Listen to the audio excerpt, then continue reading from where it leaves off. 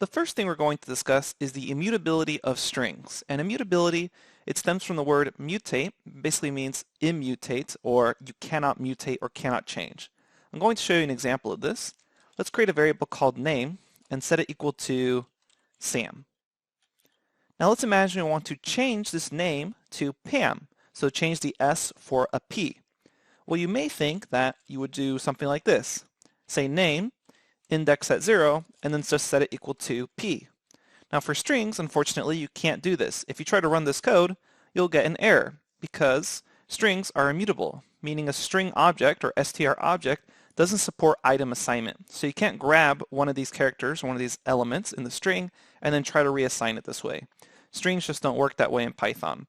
Later on, we'll learn about other data types that do support item assignment. All this means is that if we do want to reassign this S to be a P, we basically have to create a new string. And we can do that with concatenation, that is kind of merging two strings together. So I'm going to comment this out, and to create a comment, you just put a hashtag in front of it, and if you run this, you won't get anything out. So basically anything with a hashtag is just commented code that doesn't get run. Let's explore this example of trying to create the string Pam using what we already have about name. So the first thing we want to do is try to grab A and M. So let's use the slice notation that we learned about earlier. We're going to start at index 1 and then go all the way to the end. So let's check that. Okay, so that's AM, perfect. So we'll assign this to something like last letters is equal to name 1 all the way to the end. So then if I take a look at last letters, again I can use tab to autocomplete here. It says AM. And now what I can do is I can concatenate P to last letters. And the way you do that is with the plus sign. So we can say P plus last letters, and then we get Pam. So this is known as string concatenation. Let's explore a couple more examples. I'm going to say X is equal to hello world, and then I could say X plus it is beautiful outside. And then if I run this, I can see hello world, it is beautiful outside. Something to keep in mind is note that there's no space here because there was no space at the end of world and there's no space at the beginning of it. So what would be nice is if you add a little space there, so when you run this again, hello world, it is beautiful outside. Now if I do this multiple times with a reassignment, so I could say X is equal to X plus it is beautiful outside. Now when I run this, I've redefined X, so I can see now, hello world, it is beautiful outside. If I accidentally ran this cell more than one time, I'd add in it is beautiful outside a second time. So if I run this again, notice how my in numbers are going to change right next to the cell. Now it says, hello world, it is beautiful outside, it is beautiful outside. And we could keep doing this, and you keep adding it on.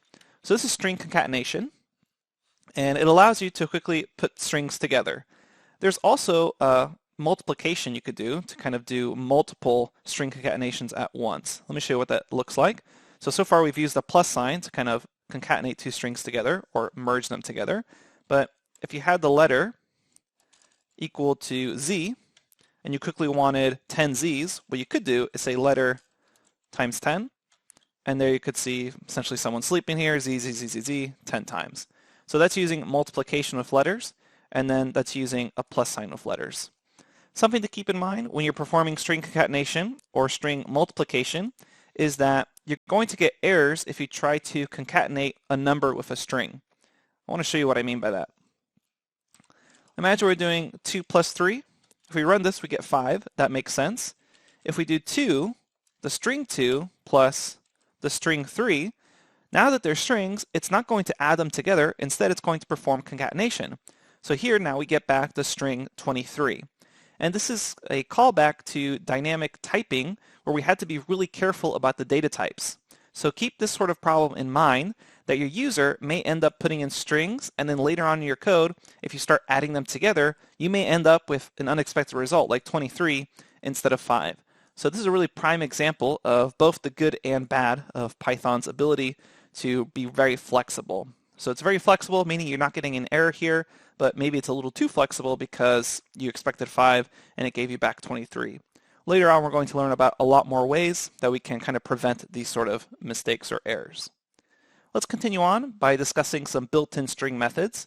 So objects in Python usually have built-in methods, and these methods themselves are essentially functions that are inside the object. And later on, we're going to learn how to create our own functions and our own methods. For right now, let's go over just a few useful methods.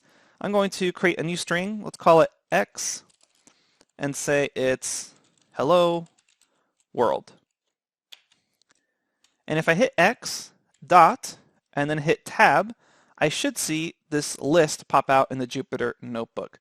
And this is a list of all the attributes and methods that are available on this string object. Now again, make sure you've already defined x, otherwise you won't see anything. So make sure you ran that cell that says x hello world, and then in a new cell say x dot, hit tab, and you should see this list.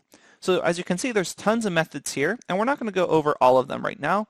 We're just going to go over the most useful ones that you'll be using later on in this course. So to quickly uppercase everything in a string, you can say dot upper, open and close parentheses, and it will uppercase everything in the string. Keep in mind, this method is not in place. That is to say, it doesn't actually affect the original string. If you did want it to affect the original string, you'd have to reassign it. You'd have to do something like x is equal to the upper version case of x. So keep that in mind. I'm not going to run that right now because I want the original x string. And if you accidentally did a reassignment, you can always just say x is equal to hello world again. All right, so we have the upper method. Something that's really common for beginners as a mistake to make is that they accidentally just do upper and they forget those open and close parentheses. And if you run this, it'll just say, hey, this is a function string.upper. And basically what Python is saying is, oh, you haven't actually executed this method or function yet. Instead, you just asked me what it was.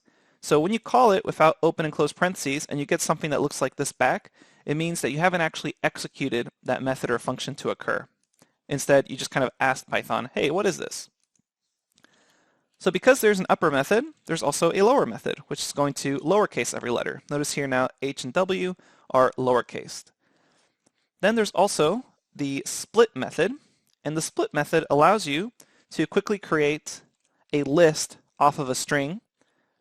So here we can say we have hello and world. Now we haven't really discussed lists yet, so they are coming up. So all I want you to think about right now is that if I use .split, it will split a string based on the white space or based on the letter you pass in. So let me show you what I mean by that.